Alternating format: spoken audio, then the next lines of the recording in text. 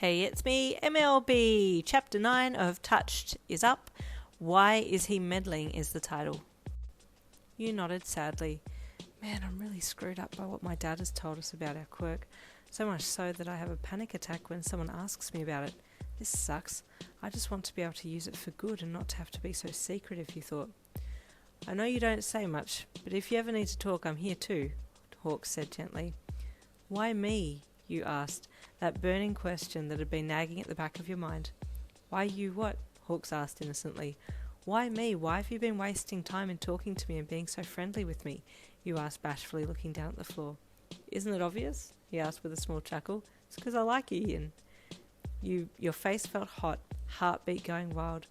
Oh, you replied, still looking down. He went and sat back down on his chair and kept eating his chicken, and you sat down too, staring at your food silently. You okay? He asked with a nervous chuckle. Did I say too much? You shook your head furiously. No, I just don't know what to say to that. You don't have to say anything, he said with a smile as he chewed his food. I don't need a reply. I'm not good at keeping things in, so I just accept my words and just leave it at that, he shrugged. The rest of lunch went kinda awkwardly, to be honest. Hawks seemed relaxed, but you certainly weren't. You kept thinking about his words. Did he mean like me as in like me as a friend, or like me as in romantically? You glanced up at him and noticed that he was watching you softly, and you looked back down immediately. I mean, he's looking at me a lot, but that could mean anything. How could he like someone like me? Nah, he's probably just being nice. As he finished his chicken, he cleared his throat. Well, chicken, I hate to leave, but I have an important meeting, he said with air quotation marks. I'll be back to do our afternoon walk, he added with a wink as he pushed his hands into his pockets. Don't find a new walking partner while I'm gone, yeah? He joked as he gave you a smirk. I wouldn't do that, he smiled. I'll be back, he said in his upbeat, friendly tone, then left. You sighed and sat back in your chair. Man, he's way too nice. Hawks made his way upstairs to the meeting, pushing the door open to the conference room. He was met with the eyes of the president of the HPSC. Hey, boss, he said in a slightly sarcastic tone as he sauntered in and sat down, kicking his legs up on the long table that was smack bang in the middle of the room. The president clenched her jaw slightly at his informal and somewhat unprofessional greeting. Hawks, she said stiffly. What can I do for you? He said in a bored tone, taking his visor off and cleaning a speck of dust off it. We need your assistance, the middle-aged lady said as she eyed the hero with her turquoise eyes. Yeah? He asked with a smirk. What is it now? Found someone else who dares to defy you? He asked in a sarcastic voice as he put his visor back on and stared her down. The president pursed her lips together, biting her tongue. She needed Hawks's help, so she couldn't afford to piss him off. It's in regards to the family line that we've been tracking for a number of years now, she said calmly. And? He asked pointedly. Well, we think we may have found the brothers' line that got away, she added. The family that possesses the lexical translation quirk? What do you need me for? Hawks asked, as he lolled his head to the side, still sporting that bored expression. We need you to track him for us. Your quirk is ideal, and you've been designed for this type of work, she said bluntly. Hawks narrowed his eyes slightly and stood up. What's his name? He asked as he turned to go. We believe it's... And then she mentioned your father's name, she replied. Believe? So you don't know for sure? Hawks asked as he looked back over his shoulder at her.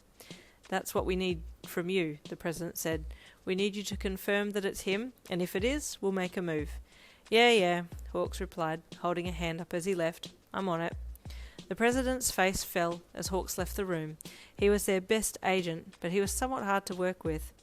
I just hope we get these quirk users under control, she sighed internally. Back in Hawks's office, he did some research into lexical translation and the wielders of this quirk, noting that a number of them had been jailed for various money-related crimes.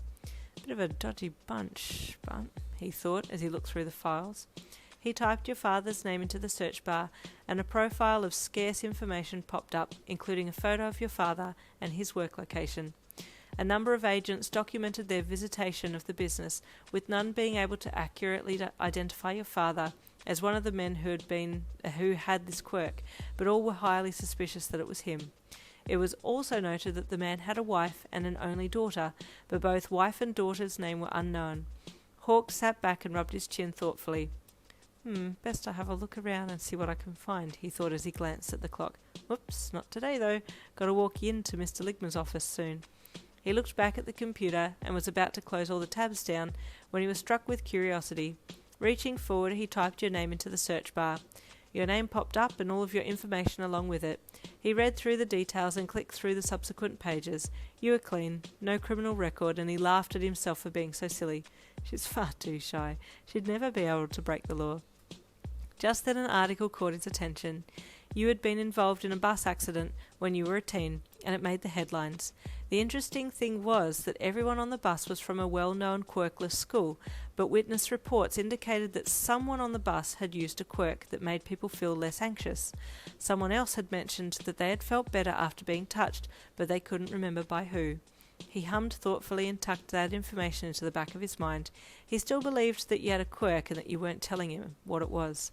The next page showed a full-body x-ray that had been taken just after the bus accident, looking for potential fractures in your body, but you had been cleared with a full bill of health.